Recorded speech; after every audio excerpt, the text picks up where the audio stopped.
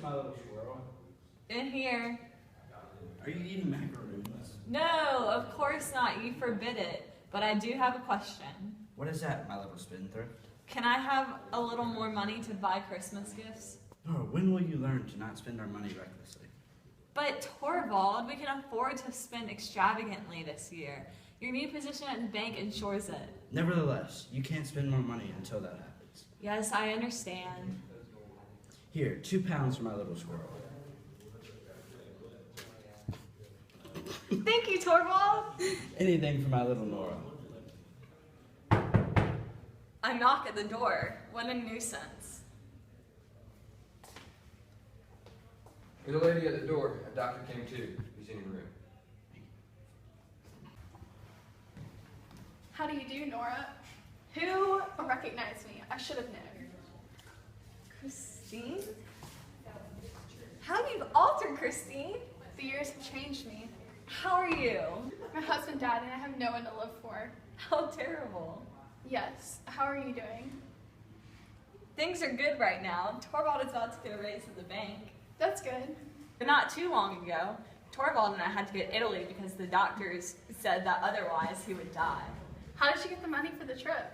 From my father. Well, that's good. I'm glad you haven't had any real problems in your life. You know my name, not my story. I know that your childlike problems don't compare to what I've had to face. I had to provide for my sick mother and my brothers. I also have had challenges that you do not know about. What are you referring to? You can't tell Torvald, but I had to procure the money for the vacation I was telling you about. I thought you got it from your father. No, that's what I've had to tell everybody. I actually took a loan and I'm paying it off without Torvald knowing. Nora! What would Torvald think? I don't want to find out, but now everything is good. It is so nice to be free from here. Oh, God. There's a gentleman to see the master. Hello, Miss Helmer. What are you doing here? What do you want? I wish to speak with your husband. Business matters.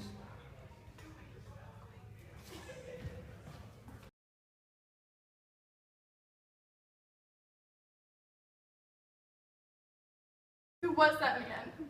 A lawyer named Krogstad.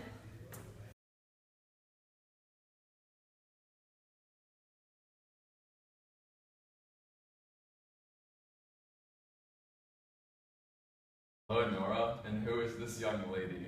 Well, hello, Dr. Rank, and this is my dear friend, Mrs. Lynn. I hope you're not too close to that dreadful man in Torvald's office. You mean Krogstad? Yes, he is not of good moral status. Would you like a macaroon? I thought macaroons were banned from this house. Well, Mrs. Lynn is the one who brought them. Well, you see, Mrs. Lynn, Torvald thinks that macaroons are bad for my teeth, so he doesn't allow for me to have them here at the house. Oh, I see. Why, Nora, who is this? Torvald, this is my friend, Mrs. Lind. Nice to meet you, Miss Lynn. Nice to meet you, Mr. Helmer. Torvald, she has traveled all this way in search of a job, and I told her that you are about to be promoted and could possibly help her out. Yes, I am getting promoted. I guess there might be a position open that she could have. I will try to see what I can do. Thank you, Mr. Helmer. Children are all doing fine.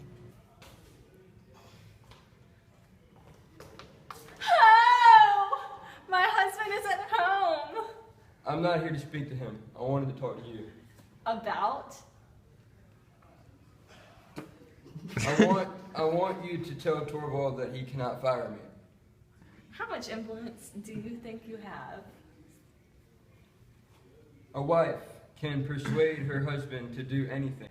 But why? Your friend, Miss Lind, is going to take my job, and I can't lose my job. I need to restore my reputation. I will try. I will have your money by the end of this year, and then you will have to leave me alone. It isn't about the money, Nora. I made some mistakes in the past, and I must restore my reputation by any means necessary. It would be in your best interest if you help me. My little Skylar. Hello, Torvald. Can I ask you for a really big favor? Yes, what is it? Can you not fire Krogstad? Nora! I knew he had just come from this way, and I bet he just asked you to say that. I can't believe you would listen to a man like that. But People like him poison the minds of the children. They corrupt everyone around them. Torvald, calm down. What should I wear to the ball? Whatever dress you want to wear, my dear.